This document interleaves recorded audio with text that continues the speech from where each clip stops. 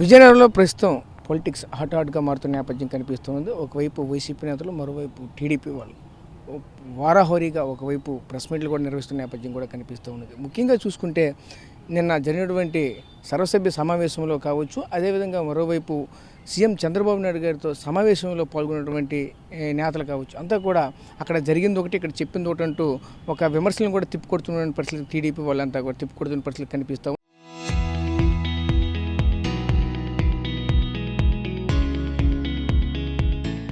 అదే క్రమంలో మరోవైపు ఇక్కడ పనితీరు బాగులేదు కాబట్టి ఇక్కడ అంతా కూడా ఆ విధంగా జరుగుతుందంటూ కూడా మరోవైపు వైసీపీ నేతలు కూడా విమర్శలు కుప్పిస్తున్న నేపథ్యం కనిపిస్తుంది. ఇదే అంశాలపైన మనతో పాటు మాట్లాడడానికి విజయనగరం పార్లమెంటరీ అధ్యక్షులు కిమిడి నాగార్జున గారు మనతో పాటు ఉన్నారు. ఆయనతో మాట్లాడి మరిన్ని వివరాలు తెలుసుకునే ప్రయత్నం చేద్దాం. సార్ చెప్పండి సార్, ఎలా చూడాలి ఏంటి? ముఖ్యంగా చూసుకుంటే సీఎం చంద్రబాబు నాయుడు గారితో జరిగినటువంటి సమీక్షలో పలువురికి పలు రకాలుగా విమర్శించారు. మీ తీరు బాగోలేదు, మార్చుకోవాలనేటువంటి మాటలు కూడా చెప్పుకొస్తున్నాయి. అంటే ప్రతి ఒక్కరికి కూడా ముట్టికాయలు వేశారనే విధంగా అయితే చెప్తుంది. దీన్ని ఎలా చూడాలి ఏంటి? ఎవరు చెప్పారండి అట్లా? ముఖ్యమంత్రి చంద్రబాబు నాయుడు గారితో మా జిల్లా ఎమ్మెల్యేలు, ఎంపీలు, మంత్రులు అందరూ కూడా ఒక రివ్యూ మీటింగ్కి వెళ్ళడం అనేది జరిగింది. ఆ రివ్యూ మీటింగ్లో జిల్లాకు సంబంధించిన అభివృద్ధి కార్యక్రమాలు, సంక్షేమ కార్యక్రమాలు, పరిపాలనాపరమైన విధానాల కోసం చంద్రబాబు నాయుడు గారు మాట్లాడుతూ అందరికీ ఫీడ్బ్యాక్ ఇచ్చిన మాట కూడా వాస్తవమే. ఈ రోజున మేము చూసుకున్నామంటే మా అమ్మగారు ఎమ్మెల్యేగా చేసినప్పుడు కూడా ప్రతి 6 నెలలకు కానీ సంవత్సరానికి కానీ పిలిచి ఒక రివ్యూ కానీ ఫీడ్బ్యాక్ మెకానిజం కానీ ఎప్పుడూ ఉండేదే. మరి అక్కడ చంద్రబాబు నాయుడు గారి కోసం నేను గర్వంగా చెప్పుకోగలిగిన విషయం ఏంటంటే 100కి 99 మార్కులు వచ్చినా ఆయన పిలిచి ఆ 1 మార్కు ఎందుకు రాలేదు అని అడుగుతారు. ఆయన రాజకీయ అనుభవాన్ని ఉపయోగించి ఈ 44 సంవత్సరాల్లో ఆయనకున్న అనుభవాన్ని ఉపయోగించి ఆయన ఖచ్చితంగా ఇంకా ఏ రకంగా చేస్తే బాగుంటుంది అన్న సూచనలు ఇచ్చి ఉండొచ్చు. దానికోసం ఈ వైకాపా నాయకులందరూ కూడా బయటకు వచ్చి చంద్రబాబు నాయుడు గారు ఇక్కడ ప్రజాప్రతినిధులను ఏదో మందలించేశారు అని అనడం మాత్రం సబబు కాదు. ఎందుకంటే రాజకీయాల్లో హుందాతనం ఉండాలి. ఈ వైకాపా నాయకులు ఎవరైనా ఆ క్లోజ్డ్ డోర్ మీటింగ్లోకి వెళ్ళి చూసారా? మరి ఇప్పుడైనా మేము జగన్మోహన్ రెడ్డి గారు ఆ రోజున బొత్స సత్యనారాయణ గారిని మందలించారు, ధర్మాన ప్రసాదరావు గారిని మందలించారు, లేదా ఇక్కడ ఎమ్మెల్యేలను మందలించారు అని చెప్పి మేము ఎప్పుడైనా మాట్లాడామా? మేము మెయింటైన్ చేసిన హుందాతనం మీరెందుకు మెయింటైన్ చేయలేకపోతున్నారు అని చెప్పి వాళ్ళని మీ ద్వారా నేను ప్రశ్నిస్తూ ఉన్నాను. కాబట్టి ఇలాంటి అబద్ధపు మాటలు మాట్లాడకండి. మీరు 5 సంవత్సరాలు ప్రజల్ని దోచుకున్నారు కాబట్టే మీకు ప్రతిపక్ష హోదా కూడా ఇవ్వకుండా మిమ్మల్ని అక్కడ కూర్చోబెట్టారు. మీరు మా ప్రజాప్రతినిధుల్ని అనగలిగే స్థాయి మాత్రం కాదని చెప్పి ఈ సందర్భంగా తెలియజేస్తున్నా. అంటే నేను సర్వసభ్య సమావేశానికి కూడా ఎమ్మెల్యేలు, స్థానికంగా ఉన్నటువంటి ప్రజాప్రతినిధులంతా కూడా అంటే కూటమి నాయకులకు సంబంధించిన వాళ్ళంతా టుమా కొట్టారంటూ కూడా చెప్పుకొస్తున్నారు. అదేవిధంగా ఉన్నటువంటి పలు సమస్యలపై చర్చించవలసిన అంశంలో అధికారులంతా కూడా తెల్లమొక్కలు వేసుకుని చూసారే తప్పుకొని ఏది కూడా ఒక క్వశ్చన్కి కూడా ఆన్సర్ చేయలేపారు అంటూ కూడా చెప్తున్నారు. ముఖ్యంగా రైతులకు సంబంధించినటువంటి ఎటువంటి బెనిఫిట్స్ కూడా లేవంటూ కూడా విమర్శించారు. దీన్ని ఎలా చూడాలేంటి? ముందుగా ప్రజాప్రతినిధులు రాలేకపోయిన కారణం ఏంటి అంటే వాళ్ళందరూ కూడా ముఖ్యమంత్రి గారితో సమీక్షా సమావేశంలో ఉన్నారు, మొదటి విషయం. రెండోది, వీళ్ళు ఇక్కడ జడ్పీ సమావేశం ఏదో పెట్టేసి ప్రజల తరపున మేము పోరాడేసాం అని చెప్పి గుండెలు బాధేసుకున్నంత మాత్రాన ఏమీ జరగదు. మీరు అధికారులను ఏదో ప్రశ్నించాము అని చెప్పి అంటా ఉన్నారు.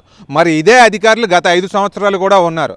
అప్పుడు ఆ 5 సంవత్సరాల పరిపాలనకి సంబంధించి నేను కూడా కొన్ని ప్రశ్నలు వేస్తున్నా. ఎందుకోసం అని చెప్పి 3,000 రూపాయలు చివరి వరకు ఇవ్వలేకపోయారు పెన్షన్లో. 15,000 రూపాయలు రైతాంగానికి ఇస్తానని చెప్పేసి 13,500 రూపాయలకే మీరు ఎందుకు ఆపేశారు? ధాన్యం కొనుగోలు సక్రమంగా మీరు ఎందుకు చేయలేకపోయారు? ఆ ధాన్యం కొనుగోలు చేసిన డబ్బులు మీరు సంక్రాంతికి ఇవ్వాల్సింది కాస్త ఉగాది వరకు ఎందుకు ఇవ్వలేకపోయారు? కాబట్టి ప్రజల్ని మభ్యపెట్టే డ్రామాలు మీరు ఆడకండి. ప్రజలందరూ కూడా తెలివైన వాళ్ళందరూ కూడా అన్నీ గమనిస్తున్నారు.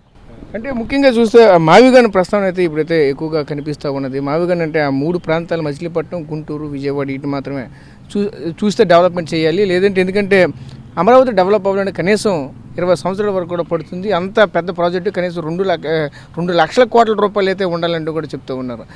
ఈ విధంగా ఆలోచిస్తే బాగుంటుందంటూ మా యొక్క నాయకుడు చెప్తే ఎందుకు వినట్లేదంటూ కూడా కొంతమంది నాయకులు ఆరోపిస్తున్న పరిస్థితులు. దీన్ని ఎలా చూడలేదు? జగన్మోహన్ రెడ్డి గారికి కానీ వైకాపా నాయకులకు కానీ కనీస అవగాహన, ఒక సుస్థిరమైన మైండ్ సెట్ ఉందో లేదో నాకైతే తెలియట్లేదు. వారికి స్టెబిలిటీ ఉందా లేదని కూడా నాకు తెలియట్లేదు. ఏంటండి మావిగను? మీ వైకాపా సపోర్టర్స్ కూడా ఈ సబ్జెక్ట్ని ప్రస్తావించలేకపోతున్నారు. మిమ్మల్ని సపోర్ట్ చేయలేకపోతున్నారు. ఆ మాట ఎందుకు మాట్లాడారు అని చెప్పి అడుగుతూ ఉన్నారు. అదే రకంగా ఏ నాయకుడైనా కానివ్వండి, పనికొచ్చే స్టేట్మెంట్లు ఇస్తే రాష్ట్రం ముందుకెళ్తుంది. పనికిరాని స్టేట్మెంట్లు ఇస్తే పెట్టుబడిదారులు భయపడతారు. ఈ రోజున మన బొత్స సత్యనారాయణ గారు కానీ, ధర్మాన ప్రసాదరావు గారు కానీ, లేదా మిగిలిన నాయకులందరూ కూడా చేస్తూ ఉన్న కామెంట్స్ వల్ల మన రాష్ట్రంలో సుస్థిరత కోల్పోయే అవకాశం ఉంది. కాబట్టి ఈ రకమైన మాటలు మీరు ఆపుకోండి. మీరు తెలుగుదేశం పార్టీకో చంద్రబాబు నాయుడు గారికో ఏదో హాని చేద్దామనో ఏదో నష్టం చేద్దామనో అనుకుంటే మాకేమీ జరగదు, కానీ రాష్ట్రం కోల్పోద్ది. కాబట్టి ఇప్పటికైనా మీరు తెలుసుకోండి, 2019లో మాకు 4 సీట్లు విశాఖపట్నంలో ఎందుకు ఇచ్చారు అక్కడ ప్రజలు? 2024లో భరత్ గారిని అత్యంత మెజారిటీతో ఎందుకు గెలిపించారు ప్రజలు? మేమెప్పుడు కూడా అమరావతి మా క్యాపిటల్ అని చెప్తున్నాం కదా. అంటే ఈ రాష్ట్రంలో ఉన్న ప్రజలకి ఎక్కడ రాజధాని ఉంది అంటే అమరావతి మా రాజధాని అని చెప్పి విశ్వాసం ఉంది. కాబట్టే ఈ రకమైన మెజారిటీలు మాకు వచ్చాయి. ఇప్పటికైనా మీరు అది గుర్తించి ఆ టాపిక్ను వదిలేసి నెక్స్ట్ టాపిక్ ఏంటో చూసి రాష్ట్రం అభివృద్ధిలో మీరెట్లా తోడ్పడతారో చూసుకోండి.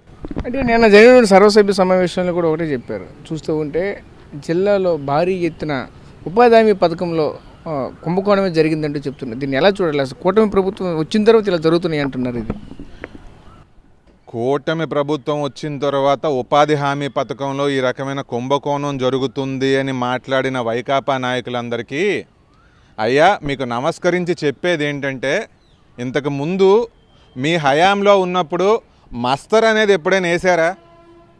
నచ్చిన వాళ్ళకి మీరు ఉపాధి హామీ పథకం డబ్బులు ఇచ్చేసేవారు, నచ్చిన వాళ్ళకి పెన్షన్లు ఇచ్చేసేవారు. ఇంకా కొన్ని దగ్గరలో మీ సర్పంచులు ఎంపీటీసీలు దొంగ పెన్షన్లు కూడా చేసి జోబీలు నింపుకున్నారు. భూమి మీద లేని ఇళ్లను మీరు కట్టించేసినట్టు పాపం ఎవరో పేదవాడి పేరు మీద చేసి డబ్బులు మీరు వసూలు చేస్తే ఈ రోజుకి ఇల్లు లేకుండా ఉన్న వాళ్ళు ఎంతోమంది ఉన్నారు. మీరు 15 సంవత్సరాలు 10 సంవత్సరాలు కాంగ్రెస్లో 5 సంవత్సరాలు వైకాపాలో పరిపాలన ఏ రకంగా ఉందో చూడండి. మా మీద మట్టేద్దామని మాత్రం చూడకండి. ప్రజలందరికీ తెలుసు తెలుగుదేశం పార్టీ నీతి నియమాలతో ముందుకెళ్తుందని. కాబట్టి రకమైన మాటలు మానుకోండి. Okay sir, thank you. So చూసాం కదా, ముఖ్యంగా ఒకటే చెప్పుకోవాల్సిన నేపథ్యం అయితే కనిపిస్తూ ఉన్నది. ఏదైతే ఈరోజు జరిగినటువంటి ఈ యొక్క సమావేశాలు కావచ్చు, అలాగే నిన్న జరిగినటువంటి సర్వసభ్య సమావేశం కావచ్చు, ఇదంతా కూడా మేమైతే ప్రజల పక్షాన్ని మేమైతే ఉన్నాము, నిన్న అనివార్య కారణాల వల్ల అయితే రాలేకపోయామంటూ కూడా చెప్పుకొస్తున్నారు. అదేవిధంగా మరోవైపు ముఖ్యంగా చూసుకుంటే మావిగన ప్రస్తావన వచ్చేసరికి అయితే మాత్రం ఇదంతా కూడా ప్రజలైతే ఖచ్చితంగా అమరావతినే విశ్వసిస్తున్నారు, అమరావతి రాజధానిగా ఉండాలని కోరుకుంటున్నారు. అలా లేని ఎట్లయితే ఇప్పుడే ఏదైతే 2024 ఎలక్షన్లు ఏ బుద్ధి అయితే చెప్పారో అదే బుద్ధి కూడా మళ్ళీ చెప్తారంటూ కూడా మరోవైపు చెప్పుకొస్తున్న నేపథ్యం కూడా కనిపిస్తూ ఉన్నది. ప్రజలను తప్పుదోవ పట్టించే విధంగా మీరు వ్యవహరిస్తున్నారంటూ వైకాపా నాయకులను విమర్శిస్తున్న పరిస్థితి కనిపిస్తుంది. ముఖ్యంగా చూసుకుంటే అదేవిధంగా జిల్లాకు సంబంధించిన ఉపాధి హామీ పథకాలు కావచ్చు, పలు పథకాలు సంక్షేమ పథకాలు కావచ్చు, భారీ కుంభకోణాలు వైసీపీలోనే జరిగాయంటూ కూడా మరిన్ని విమర్శలు గుప్పిస్తున్న నేపథ్యం కూడా కనిపిస్తూ ఉన్నది. Camera person Naidu Rajesh, RTV, Vizianagaram నుంచి.